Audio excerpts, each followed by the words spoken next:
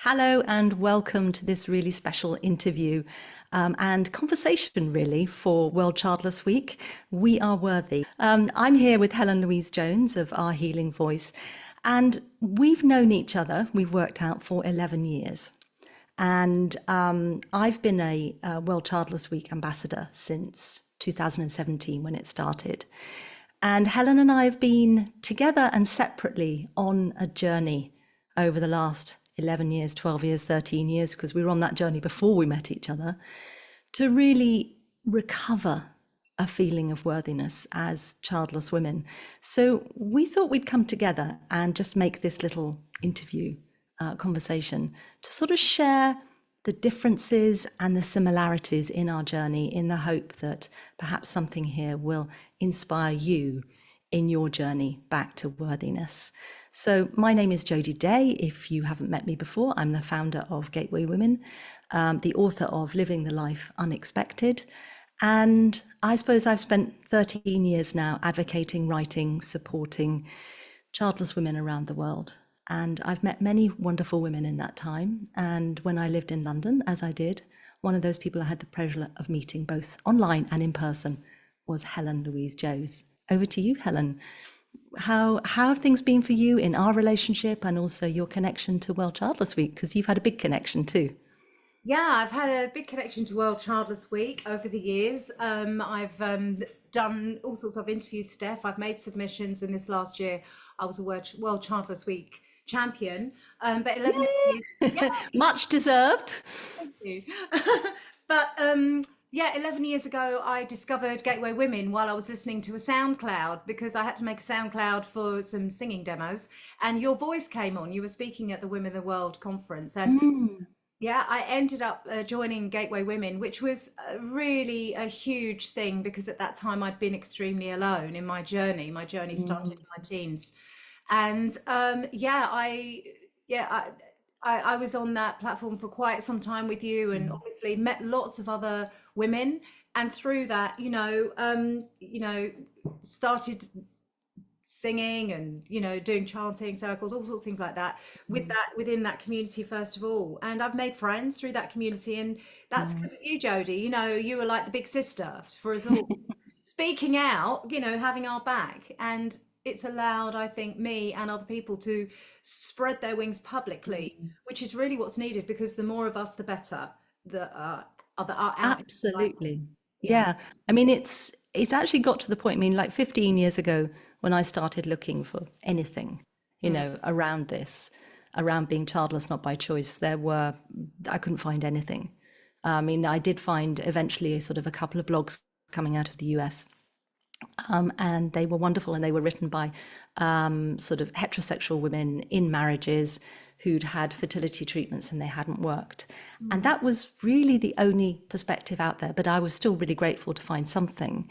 And I reached out to them, and they were, incredibly warm and supportive towards me.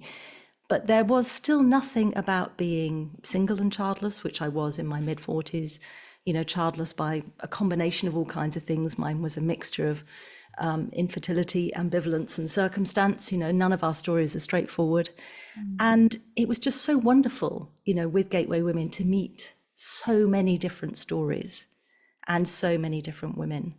And something you've done, which I really recommend, and we'll put it in the notes for people to go and watch it, is tell us a little bit more about that amazing collaborative song and video you released last year. Ah, so yes, that was something that came out of a 2 year singing project that we did during the pandemic, where Mm, the Childless Women came together online and sang every week. And I was approached by a woman called Laura Curtis, who is also in Gateway, and she is a researcher, and she'd previously done some research on women's hormones during fertility treatments. And she said to me, I work in music, I work in community singing, I'd love to do a study. So we did this study. It ended up being over a 3 year period because certain things happened. We had to postpone things. But ultimately, she studied 10 women. It's now an official study. And mm, it ult accumulated. At the end of it, we wrote a song. yeah. And we came together and we wrote that song together. When I say we wrote it together, people put lines in of their own, and I obviously had to put those together and Hmm. create a tune. And we had it, we had it played, and we recorded it in a studio in London where all sorts of famous people had recorded. So it was a real thrill. And then afterwards, when it was done, I said to Laura, well, what are we going to do with this song? We've got this Yeah, song. So we had some donations. We made a video. yeah. And I thought, how am I going to do this video? And I thought, well, let me just ask Childless Women if they'll submit a photograph of Mm. themselves, because as I think most of us know now, it's very hard for people to show their face. Yes. Say, I am Childless Woman, and have it there forevermore on YouTube or wherever it may end up. Mm. And so 75 women sent me their photographs within a 2-week period. Hmm. And that simple little video turned out to be an awful lot of work, but Yes. the result, putting it together, and we worked with a lovely young man called Solomon Rost who did the video for us, and that's how that came about. We've got nearly 3,000 views, and I've not even really promoted it. And that's called Calm After the Storm. If someone's watching and they just can't, they want to go and look at it right now. Yeah. It is a beautiful song. It is a really, really catchy song as well. And it really has that feeling of the chant, which we'll go into later, and the healing power of it. And I'm proud that my picture is one of those pictures on there too. I don't know if you noticed, I had birds flying over when you were, because I thought this is Jody looking Mm, into the future, and the birds yeah. are flying, and so is she. So it was fun to do, but it was quite. I mean, it was work. It was a lot of Yeah. work to do that, but I was so pleased with. So many of us who are involved in sort of the childless space, for want of a better word, thinking, of all the work Steph does for World Childless Week, the many years that you've put into supporting childless women, and me too, is very little of it is paid, very little of it is commercial. That the need of the childless community is still not really recognized by the mainstream. So we do it from our hearts most of the time, which is tough, and it's really tough to keep going. And one of the things I really respect about you and your work is that, you've kept going. You've kept showing up, and you've kept offering in the way that I have, Steph has, and and a few others, quite a few people. And this is, not throwing any shade on them at all, sort of are part of the community in some way for a few years, start to feel better about things, and then sort of gradually fade away back into their lives. And that's fine too. But those of us who do stay the course, it's something else happens with us. We go to a sort of the next level, I think, in our own healing and also in our advocacy work. And I think for those of us who are getting older, as you and I are, we are kind of moving into the next stage. We're becoming the childless elders, of the community. In fact, last year at Story House, someone called me the Dumbledore of childlessness because I was under the stage lights and my hair really shone silver, because it's about like 50% silver. And it really did look silver. And I said, magical, powerful. Yeah, I'll take it. Yeah, I'll take it. I would. High Yeah. priestess and goddess is where I'm going to. I think grumpy old wizard is probably more where I'm going. Something you just said before about how difficult it can be to get childless women to show their faces really touched me, because it really makes me think about this, about worthiness. And I do think that one of the reasons that childless women have trouble showing their faces is a real sense of internalized shame and unworthiness that so often comes with being childless not by choice, which can be very different from the child-free by choice experience, where actually, women and men who choose not to be parents actually end up with the life they wanted. So actually there's the sense of having really achieved something for them, which I absolutely validate and support. But the experience for us of wanting and dreaming and hoping to have this very cherished and socially validated experience of parenthood who don't get it, there can often be a lot of unworthiness. And I'm thinking, what do we mean when we say worthiness? What does worthiness mean to you? Well, I agree. I mean, it's an unrequited love, Oh, lifelong. It's oh, lifelong. And yes. whilst we get older, and we, as I've heard you say lots of times, we can imagine our children getting older with us and becoming adults, it's Mm, still an unrequited love. mm, And it's, I think, worthiness when we look at our journeys. I can look at it now in a different way than I looked at it in the beginning. Mm. If I go back to the beginning, and I was very young, I was diagnosed with endometriosis at 18 and told it's highly unlikely you'll ever have a child or conceive. I did actually have a natural pregnancy at 33, and then I had a miscarriage. But that was 15 years after a diagnosis of absolute going through hell, to be honest. And so worthiness, I mean, I wouldn't even have grasped the word. I couldn't even grasp a language for emotionally what I was feeling. If I had to pick a word, desperate. Mm. It was really visceral. I mean, literally, the pain was from here to here, and I felt like at times I would die from the pain. And that would come and go, but certainly in the beginning, I think the shock and trauma of it was hugely damaging to my mental health and my development into adulthood. And so I look back at that time with no support, because of course there was nothing. I didn't even know I was entitled to have support. I didn't know I was entitled. I felt as though I wasn't entitled to have a voice. It was an open and shut case. That was it. It was done. And now, shut up, go away about it. And oh, you can get excited about other things. How is that possible? How is that possible to even think about anything else, let alone hope for anything else? I couldn't see a future. I was staring into bleakness and blackness. So obviously getting myself together and going forward into treatment and stuff like that, and just looking at anything. I mean, this was the 1980s. It's not like it is now. People weren't falling over themselves trying to give you finance plans for IVF. You only ever heard about it on the news once in a blue moon. Yeah.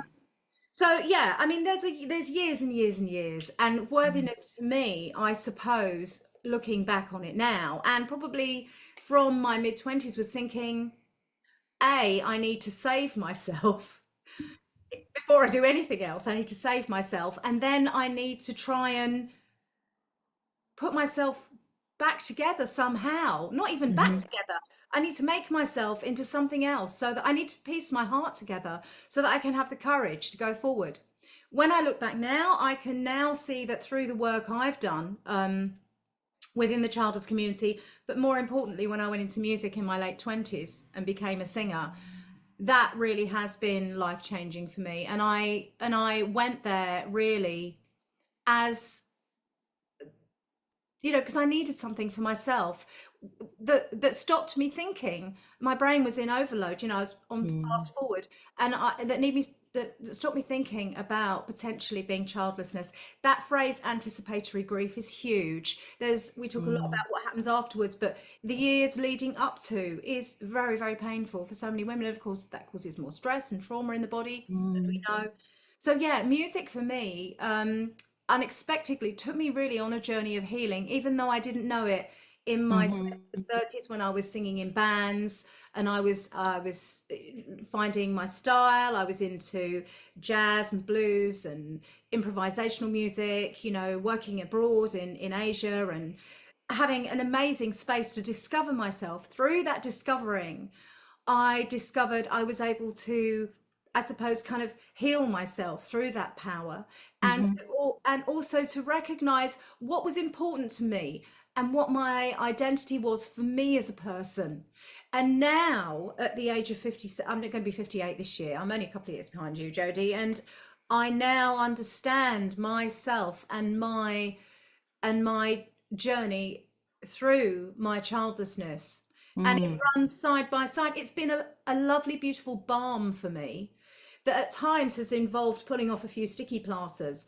But in the end now, it has created a scenario where I feel worthy, because I feel I know myself in a way that I probably never would have known myself if I'd actually had kids. Isn't that extraordinary? Yeah, I mean, brilliantly there, you kind of answered two questions, which was, really exploring worthiness and then linking it into how creativity has really helped, because we've had different and similar experiences around that. I suppose my version, actually, when I was trying to conceive in my 30s, I didn't have any anticipatory grief, because I was completely in denial about the fact that I was infertile. I had unexplained infertility, and I was totally like, it wasn't an if I get pregnant, it was a when. And then when my Marriage broke down towards the end of my 30s, a combination of my infertility and my then husband's addiction issues, which got very dark. I just thought that I would be out of that. In my mind, I was going to meet someone else and do IVF. I was 40. I knew nothing about IVF, except it always worked because that's the only thing I knew about it. And because that's all you ever learn about until you're in it. But I didn't find a partner to try IVF with. And actually, even if I had, I didn't know how low my chances were. They were kind of like 2 to 5%. I mean, they're pretty bad gambling odds for a surgical procedure. It's an extraordinary mentality. So for me, I kind of slammed into a wall of grief at 44 and a half when I realized I definitely wasn't going to be a biological mother. And as a single self-employed woman with no savings and no property, I was not in any position to do it on my own or to adopt. I mean, people often say, why didn't you adopt? It's like, well, an adoption agency would have taken one look at me and went, no, because the needs of the child are paramount, and I wasn't, I wasn't set up to bring a child into that. It also had never been my dream, and when people do say, why don't you just adopt, or why didn't you just adopt? I mean, sometimes I'll say, why didn't you? And they'll say, well, because I had biological children. I said, yeah, that's what I wanted too. And I hate the idea that, that vulnerable children who are looking for adoptive homes are seen as some kind of plug and play fix. They're not, they're people, they're people, they're vulnerable, they have needs. And it just bugs me that they're kind of thrown in like conversational candy, For me, I think my writing, I have always written. I've written, since I was a very young child. It's always been a really important part of how I understand myself and how I express the world. But for me, I was finding when I was trying really hard to understand my childlessness, I was writing endlessly in my journal and I was getting nowhere. And interestingly, I started a blog a couple of years before Gateway Women, which was just a personal blog. They were still very, very new. So I'm talking about, 2009. I've always been a bit of an early adopter with technology and stuff. And I wrote that for about 2 years, and I had about 4 readers, reviews of films and this, that, and the other. And then the people who know me said, when I read your stuff, I can really hear you talking. And I thought, oh, maybe this thing they say about finding your voice. There was a different kind of voice I was developing in my online writing. I did a course for entrepreneurs, and I decided at the end of the course that I would sort of start a blog about childlessness. So that's what sort of helped me to start Gateway Women, the blog, as the whole thing started with a blog. And women from all over the world started writing back almost immediately. I had the support of those other bloggers that I told you about, like Pamela Sigdinos, Laurie Beth from Canada, and Lisa Manterfields, are all based in North America, who kind of supported me right from the beginning. But it was other childless women, other single childless women, other women who were childless by circumstance who started writing back. So for me, my journey really into being a more professional writer rather than just doing it for work, which is what I always did before. I wrote marketing and blah, blah stuff. My childlessness gave me the opportunity to use my ability as a writer to understand something that not only I didn't understand, but society didn't understand. And I'm not sure, like you, that I would have even thought of the word worthy. It's not like, oh, I feel unworthy, because that's felt to me like, asking a fish what the water is. It just felt like my inner world was like that. I was less than. I was a failed human project with a failed female body and a failed female reproductive system and a failed marriage. And as a single childless woman in midlife, I used to call myself social plankton, because I was like the bottom of the social food chain.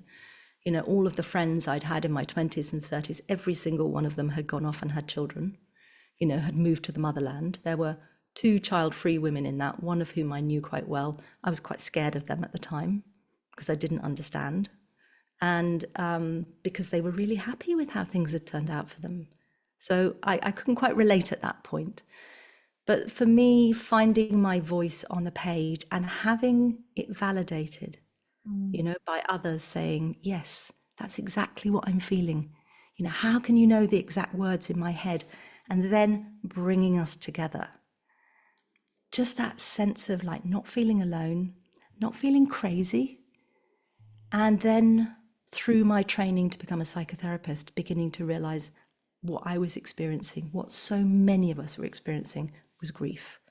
But up until that time, nobody had put a word on it. Not Dr. Google, not the therapists, no one. No one had said, you do realize you're grieving, And I'm very proud that, that putting it out there through my work has actually, a lot of people discovered that they were grieving through reading my work. Me too. Yeah. Honestly, because I had been so alone by the time Mm. I found Gateway. I had just really been, I survived because of my efforts, and I knew that. Mm. But when I read, Yes, I'm Grieving, it was like I had the whole puzzle there and I'd made the Mm. picture. I was really into like all the witchery stuff, and I could see the history and why Okay. we were like we were, and why society. I could see all of that, but that was the missing piece of the puzzle, and that was the biggest piece. And I have to tell you that when I realized that, and I first went into Gateway, I can remember actually lying in bed, feeling as though my heart was literally cracking open because I'd built up such a shell around it. So even though the creativity had Mm. seen me through, what I hadn't had was the communion with others. Yeah. Do you know what I mean? For someone to go, yes, it's this. And I was almost, even at that point, I think, even though I was out there and, being not public about my childlessness, but I was able to express my emotions, to talk to other women, still I felt very vulnerable. I felt scared, I suppose, because I'd always been rejected. And it wasn't so much that I'd been rejected, I suppose, in terms of how other people saw it. It felt rejection, like rejection. But you're right. People had no idea it was even a thing. Yeah. It's not even a thing. It's like, go and just live in that semi-detached house over there and go shopping with a shopping trolley when you're 70 and no one will speak to you again, and probably so there's that weird old woman down the street. That Mm-hmm. was kind of how, I mean, we're children of the 60s and 70s. That really was something that was true. And people used to make fun of people like that. Mm-hmm. And the thought of being that person, my fear my fear forever was becoming one of those women, or being like a bag lady on the streets. And it's horrendous to say. It was terrifying to me because I thought that's probably how I'll end up.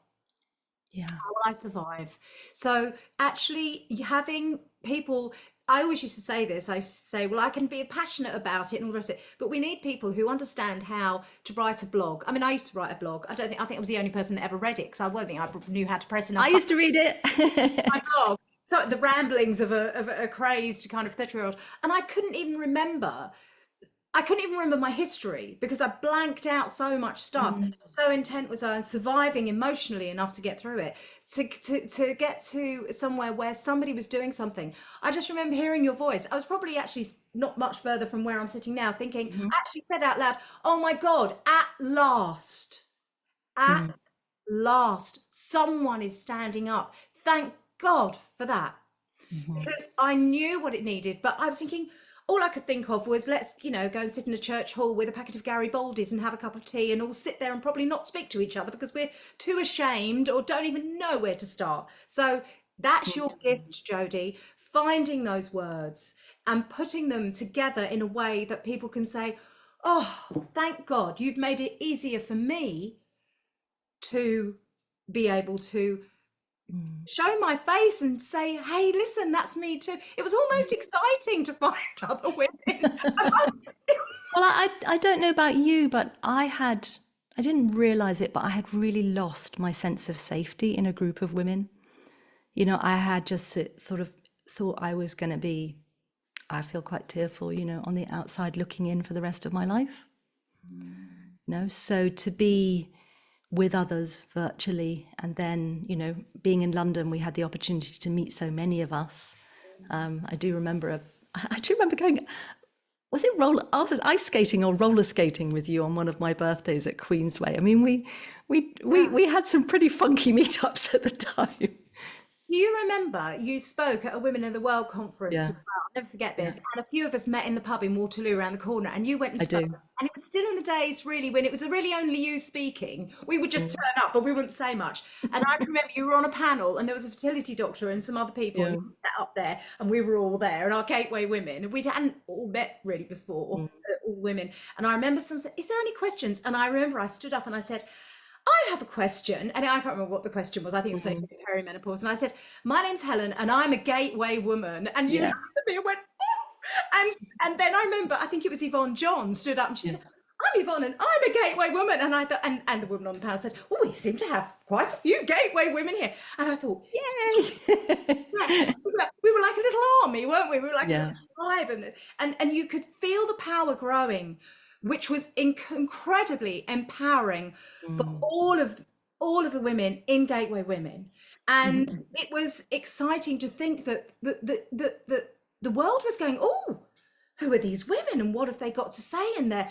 It was Mm. brave and it was courageous, and you gave us that bravery and that courage and So the there we have the power of the word, you know, power of the word, the it power of the helped. voice. Hmm. And I think that's a beautiful place to segue into you showing us kind of what you do, because we've been talking about how creativity has helped us in different ways. And I thought it'd be great to have a demonstration. I'm going to do a reading of a recent piece of my work after this. So take it away, HLJ. I have created a chanting practice, and it's helped a lot of people, and I wanted to show people how to free their voices. A lot of the time when we're stressed and traumatized, what happens is the voice actually constricts, the throat constricts.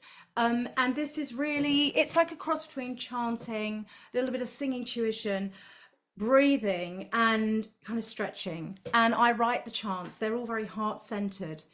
And it's a way to calm the nervous system, a way to balance yourself, a way to maintain your strength, a way to heal your heart. It's a little practice.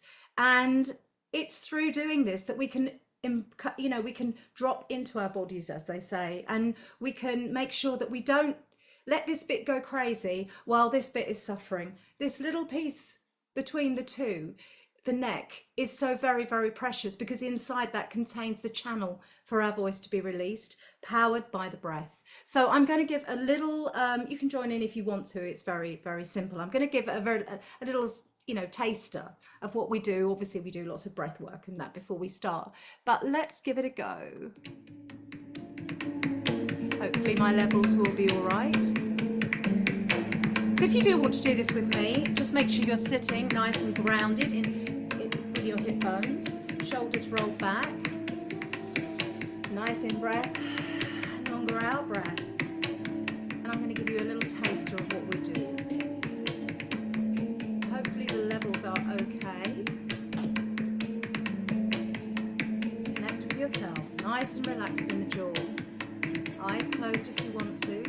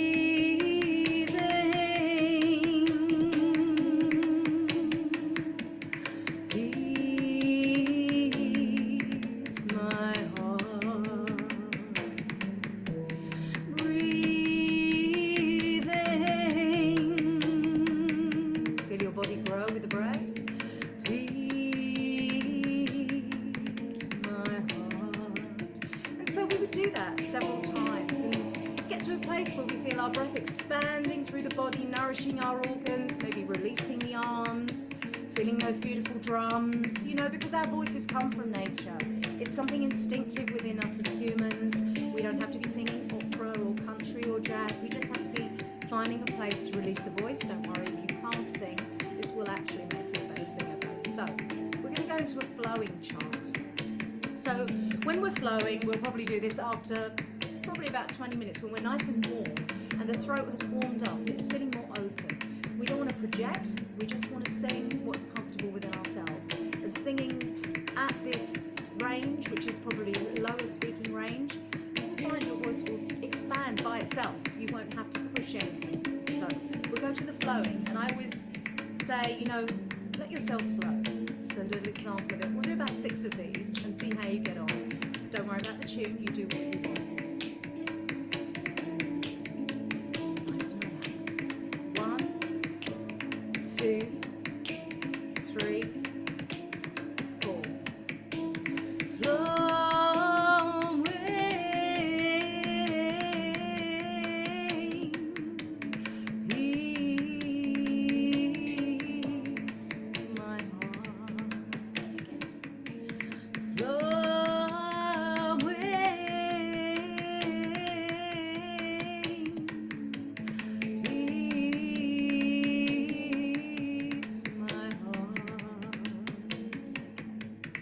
Flowing,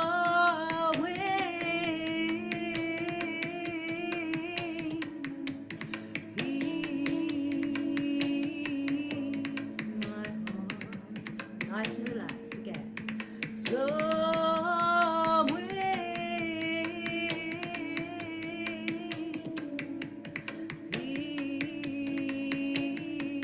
Peace, my heart. We'll finish with peace, my heart. Peace, my heart. Just 2 more. Bring it back to your heart. Peace, my heart. Peace, my heart. Bring your hands to your heart. Close your eyes. Take a nice inhale through the nose. A nice exhale through the mouth. And just rest. Take a swallow. Feel how your throat feels. Little glass of water. And that's just a snapshot. So I'm going to bring us back to Jody now. I think I should have blown my nose before I did that. But that's just a little.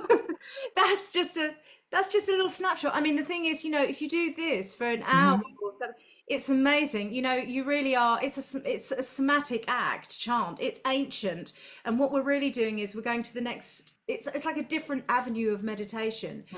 Music brings you into the meditative state faster than most things. So you've got the combination of healing frequency music. And then you've got gently using the voice, simple, repetitive, meaningful words. But it doesn't matter if you forget. And also we might warm up by humming as well, and getting that vibration, because all sound is vibrating through you. And I think as if you look up sound healing frequency, we are vessels in which to create our own sound healing. And that has been forgotten. And you know, people saying don't sing is a little bit like don't speak about childlessness. It's societal. You know, and it's our right to make a sound as humans. We cry, we laugh. I think so many of us, I mean, I was really shamed for my singing voice when I was a kid by my mum, and it completely silenced me. And I think it's interesting when we're talking about worthiness and shame, because I think that shame around using our singing voice is actually really quite common. It can take a lot. I mean, damaging. It's very and damaging. yet it's something that's so core to our humanity and our individuality as well as our collectivity. And certainly when I've done, you know, the chanting sessions with you, you know, everyone who's participating is on mute, so no one has to kind of worry. And you know, I'll just let myself go, and I feel marvelous afterwards, because you know, I mean, even though I'm a psychotherapist, even though I've done all this healing, you know, I'm still pretty disconnected from my body. You know, I'm a very kind of heady, intellectual person. And yet I know that so much of my experience is stored in my body and experienced through my body. And I find that the singing practices really help to ground me. So I think you're really onto something. Thanks. I mean, It's been around for thousands of years for a reason. well, exactly. And Yeah. my passion, I've gone through all the whole Yeah. performance stage and everything, and who knows, I may do that again. But, healing through the power of the voice is really where Mm, I want to help people empower themselves, because it's available mm, to us all. It's available. And I feel like I don't want singing to be a competitive sport. mm, We can, and when people say they can't sing, we have been silenced, and it's terrible. This is something that's mm, free for us all. When mm, you're at home, when you're putting the kettle on, put some lovely music on. I would say to anyone as well, if you're deep in your trauma state, you don't need to be singing through the voice, but this is something for when you're having an okay day, mm. or because it can release a lot of emotion as well. Yeah. You don't want to put pressure on your throat. But, when you're at home, hum to yourself, put some lovely, Mm, beautiful healing music on without lyrics, and just whatever mm. you want to do. This is human. This is And natural. it's interesting that our voice has been so silenced as women, Yeah. as childless women. We have silenced ourselves. We have learnt not to talk about it with our friends and our family because of the way it received it. I mean, I went so quiet around this. And then through my writing, through Gateway Women, I found my voice. And as you were saying, I helped to put words around it in a way that other people felt that it helped them to find their voice. So it's interesting, we such different roots, and such different ways to sort of do the same thing, which is to come back to a sense of feeling okay, that I'm okay. Life hasn't worked out the way I expected, but I'm actually fundamentally an okay person. I am worthy of love and respect and belonging. Just as, if I'd become a mother, I would have been, I would have been. But because I haven't become a mother, that doesn't mean I'm not. The power of expression is Mm, something that a lot of people deny themselves in their life, because of the patriarchal system we live in. That Well, Lord, I mean, goodness, if women all found their voice, the world would come tumbling down. absolutely. So I'm going to share a little bit of my writing from earlier this year.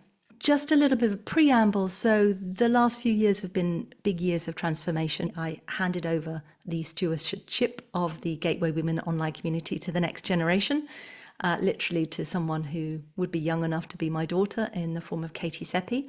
And it's now called the Childless Collective, because my work was really calling me to the next stage of this journey, which is really aging without children. I was part of AWOC when it started, which is Aging Without Children, 10 years ago. Also, I've been through, I've moved countries. I now live in rural Ireland. I've remarried, which was a great surprise to me that came along. And I've also been through the dying and the death of my mother and my partner's mother as well. So there's been a lot of change, and I've turned 60. So I'm really processing, in a way, the next stage of the journey. And once again, my writing is really helping me to do that. And it's helping a lot of other people to talk about it as well. So this is a piece from my Substack that I published in January. And it's called "Who is That Old Woman in the Mirror?" This year, I will turn 60. And I find that I'm having difficulty reconciling the woman in the mirror with the woman in my mind's eye. It's not just that I'm 2 dress sizes larger, but also that the shape, texture, colour, and everything else about the way my body shows up in the world is changing. Even though I have been congratulating myself on how well I've been embracing the process of aging, earlier this week I was attending an entry-level Pilates class, my gym-injured back having slowly been rehabilitated by physiotherapy, and found myself in a group of women in their 60s and 70s. I felt much younger than them, but when I saw the whole class reflected in the wall of mirrors, I realised that I was just like them, an older woman moving gingerly in the beginner's class on a weekday afternoon. I am no longer the young or middle-aged woman looking at older women. I am the older woman. Right next to me on the reformer, I've always found the language and machines of Pilates strangely aggressive, was another mirror which showed me lying down, concentrating hard on locating my core, that semi-mythical entity that will ravel my unraveling body. Seeing myself this way, the flesh on my face falling back under gravity's weight, I was reminded of my mother's emaciated face in her final hours recently. But what shocked me most was that even lying down, my body looked so much larger than it does in my mind. And whilst I don't mind being a bit overweight, having made huge strides since midlife in feeling gratitude towards my body rather than seeing it as some kind of capitalist project, I was still shocked. Who was this large, matronly old woman lying there? And how could she be me?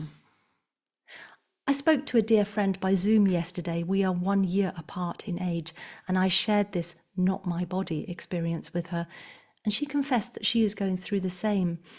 And for both of us, it's not the changes to the body that we are most unsettled by, but by this feeling of alienation. How can we have become so divorced from the reality of how we look right now? I asked. For me, I realised that I have stopped looking at myself. Whereas once upon a time I would get dressed and check myself out in a full-length mirror, perhaps changing my outfit if it didn't look quite right. Now I just put my clothes on, often the same ones I wore the day before, if they're clean enough. And if I do check my reflection, it's a very cursory glance in a beautifully lit mirror. I've learnt to pretty well much ignore my reflection, and in many ways that's been quite peaceful after the neurosis-driven vanity of my younger years. And I think that's what was caught me out in the Pilates studio, because I didn't know that mirror, that particular reflection of myself. I hadn't prepared myself for the woman I would meet there. I've been postmenopausal for over a decade now, and my hair, once a hank of charcoal silk, has thinned to a filmy grey cloud. When I gather it into one hand to put it up, instead of the 2 hands it would once have taken, I feel a pang of grief.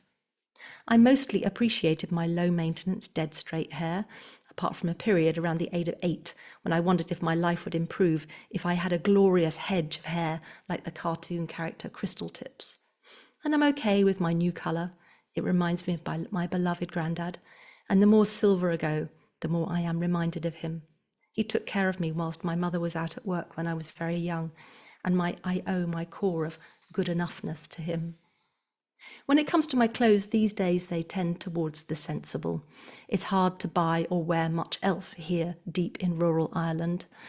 I admire Lynn Slater and her stylish vibe, and I wish I didn't envy her slim frame and the boldness and I don't give a fuck energy of Kathy Ray on Instagram, but it seems I've misplaced my fashion mojo. I think it might be because I don't know the woman I'm dressing for anymore. As a 1980s teenager living in the English Lake District, pre-internet, and with only the Freeman's catalogue to lust over, I would spend hours sewing eccentric and often not quite finished outfits to wear on a Friday out night in Kendal. In my 20s, as part of the London fashion, PR and magazine scene, I was a clothes horse for whatever designer was having a sample sale, mixed in with brilliant 1940s and 50s finds from the vintage market at the back end of Covent Garden.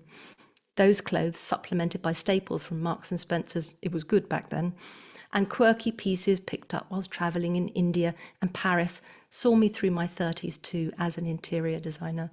I was tall, slimish and slightly exotic looking, and I had a look, but it was one based on having generous hips, a slim waist and a skinny torso.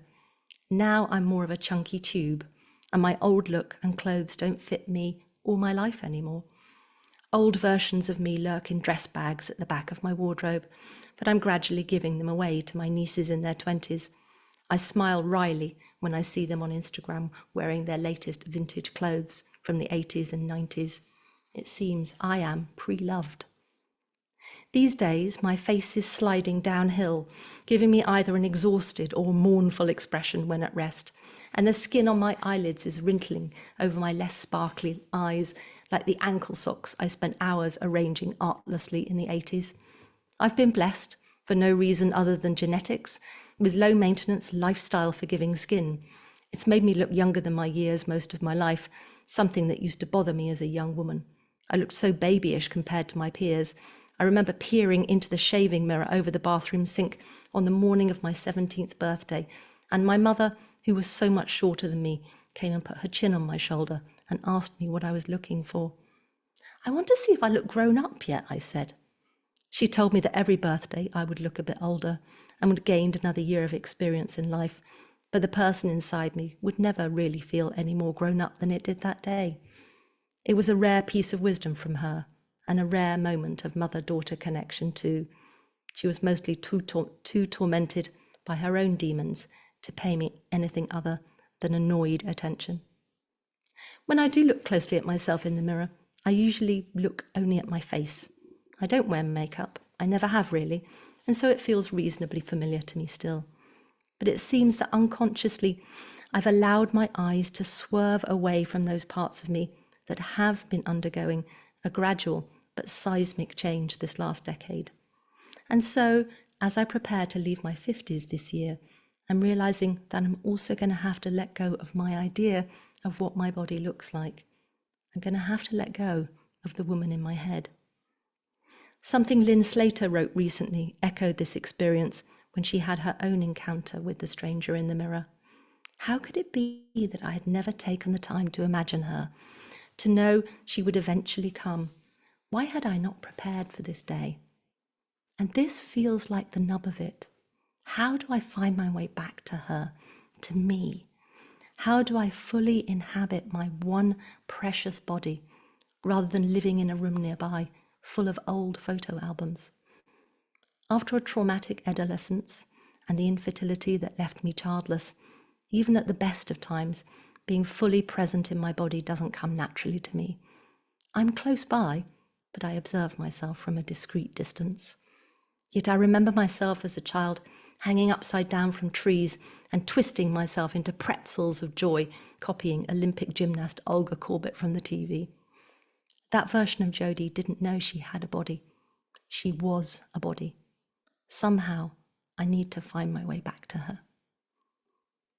That was amazing. That was amazing, Jody. Really, it was so raw and honest, and I could listen to you speak for hours and hours.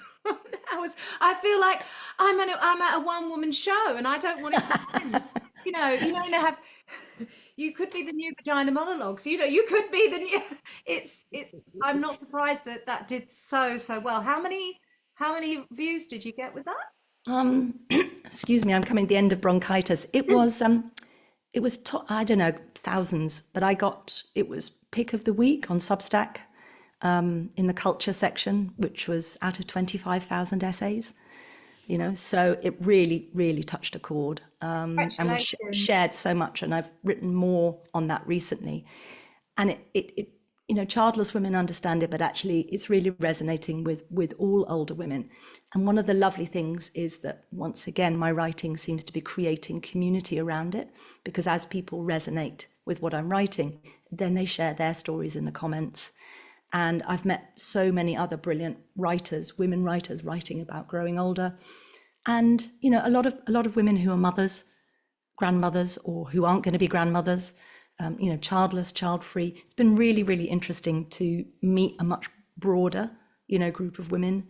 And one of the things I think for me, having come out of feeling unworthy, refinding my worthiness, is that actually my ability to be much more empathetic to those people who have had children, who have had grandchildren, to recognize that the experience is complex.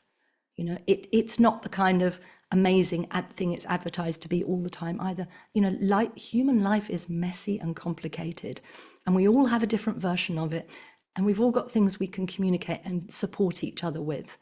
And my work going forward is very much about finding local community, creating local community to support us as we age. So you'll be hearing a lot more about that over the next decade, as through my 60s. So I'm now in my 60s. I was 60 in July, and it feels good. Yeah.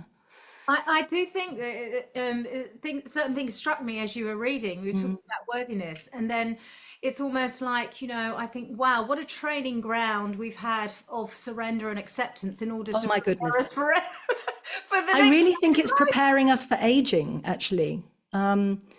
And I think I was, do you know, I think I was actually a bit smug about that. I know what you mean. Until I had this experience of kind of like, you know?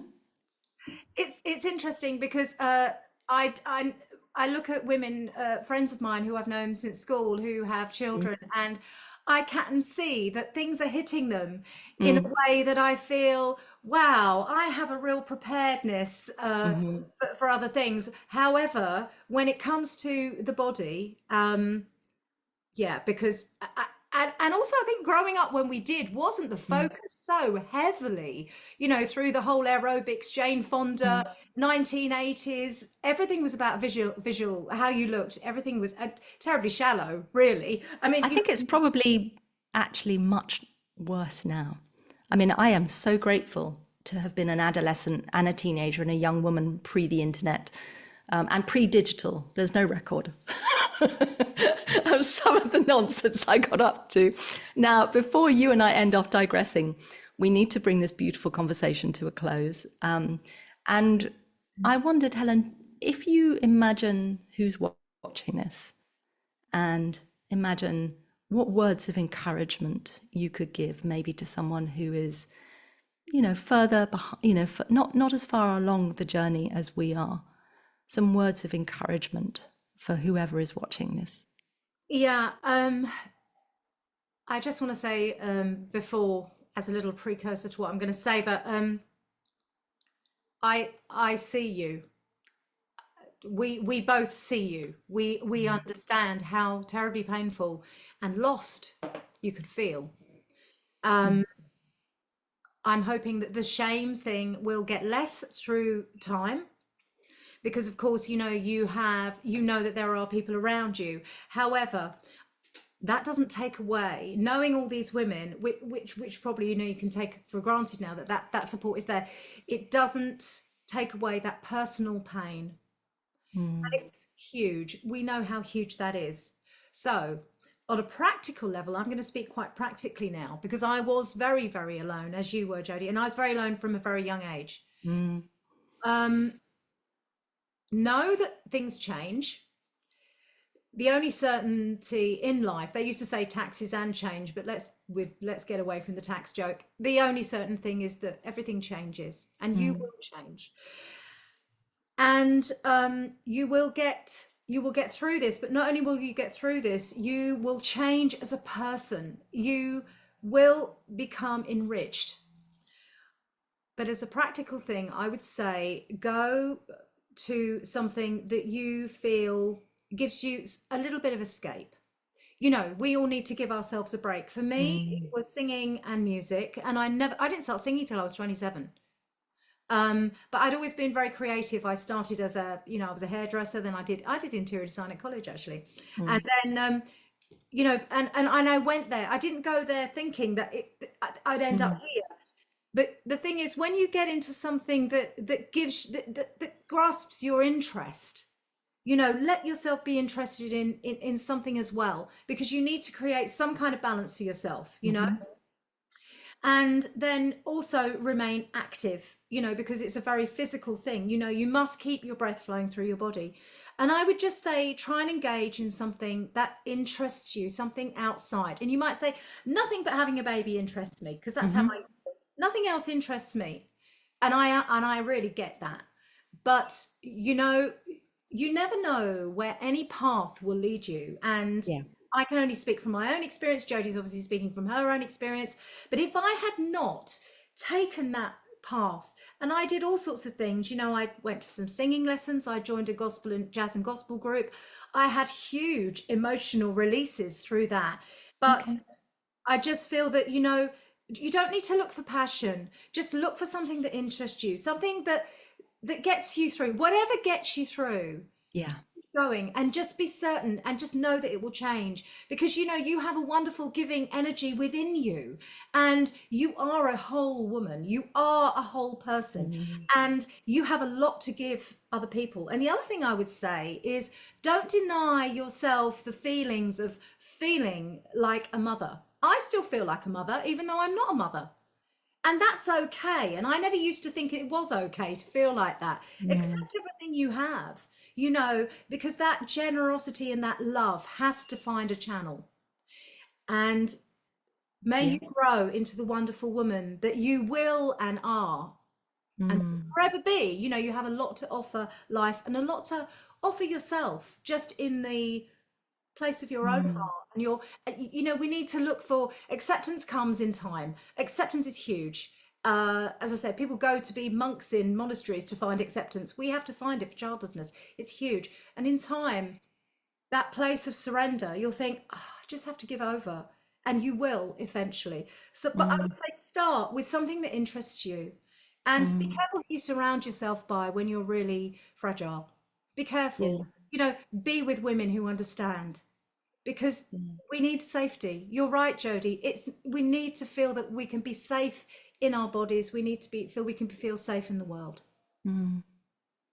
I hope that was a bit of a Thank you. mishmash, but there's no. There's a lot in there, and I'm just imagining what it would have been like for me to have heard that 15 years ago, to have heard all of the different places you touched upon, and which are still not really articulated very often. I think one of the things, the first and second edition of my book, Living the Life Unexpected, was called, find, the subtitling included sort of Plan B. And the third version, which is the second one with Pam Macmillan, I actually changed the subtitle and took it off because it's not a plan.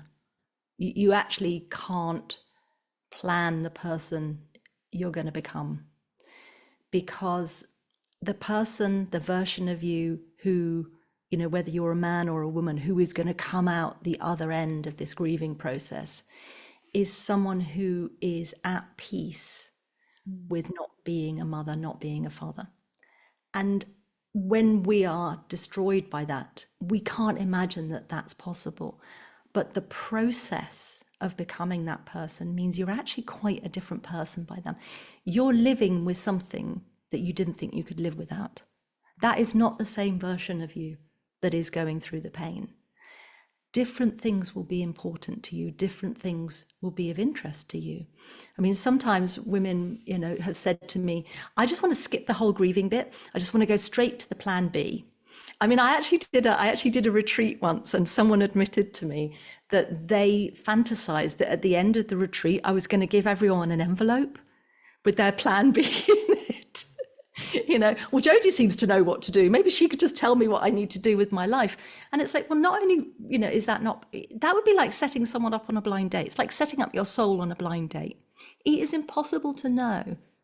But I love that when you said follow an interest, because often we talk about, find something that brings you joy. Well, actually, joy is something that can be a long way away from where you feel when you're in your dark days. I like that. Find something that interests you, because, like you said, well, nothing interests me. That's part of, the process is like, well, there isn't, you can be so occupied by your grieving and your sadness and your despair. The idea of being interested in something is just like, well, I mean, I was interested in red wine and cake. That was about it. I mean, even reading became impossible. Going to a film became impossible. I could not lose myself in anything. But writing, you said something else. It gave me a break. And actually, I went very deep into my process, but I somehow got away from the relentlessness of also of the self-criticism and self-judgment. I mean, I was really fucking mean to myself. Part of my recovery from childlessness has been developing a much more compassionate inner mother. I had a hypercritical, narcissistic mum. She was very harsh on me, and that's the voice I used to hear inside. I had to really retrain my inner world to be. I'm now as nice to myself pretty well much as I am to other people, and I think that's a win. So there's lots that happens to get us into, I wouldn't even say a better place, just a different place. I think that had I become a mother, it would have transformed me. And there's this idea that childlessness means we don't get to be transformed. I have been transformed by my childlessness. It has changed me in different ways, and probably as much as motherhood would have done. I'll never know. I'll never you know, I'll never live both paths in this one lifetime. But the idea that my path is less worthy than the other path, that is a societal belief, and I wholeheartedly reject it. And I hope that in the process of your healing, you find things that interest you. You find something creative, something generative other than parenthood that just tickles your interest. It can be very small at first, and it doesn't have to be a big deal. It doesn't have to be public. You don't have to do a Jody, you don't have to do a Helen. We don't have to do something extraordinary with our lives because we are childless. We have nothing to prove. Our worthiness is our birthright as human beings.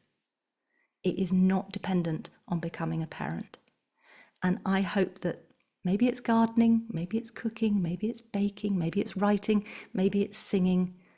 You know, who knows what it might be. But if there's a little seed of interest, maybe give it a little bit of air and water and light and see if it will grow into something that will help you transform your inner world to somewhere where you want to live again. And there are many amazing, amazing people out there doing work to help you. And I hope that this World Childless Week, you will have watched loads of webinars, read so many amazing submissions. I encourage you to go back to previous years and watch the webinars and read the posts from previous years, because we've now got 8 years worth of amazing content and support. You know, Helen and I, we kind of built it from the ground up. There was nothing. And there is an absolute banquet out there now. I know that you feel like you're starving and nothing will feed you.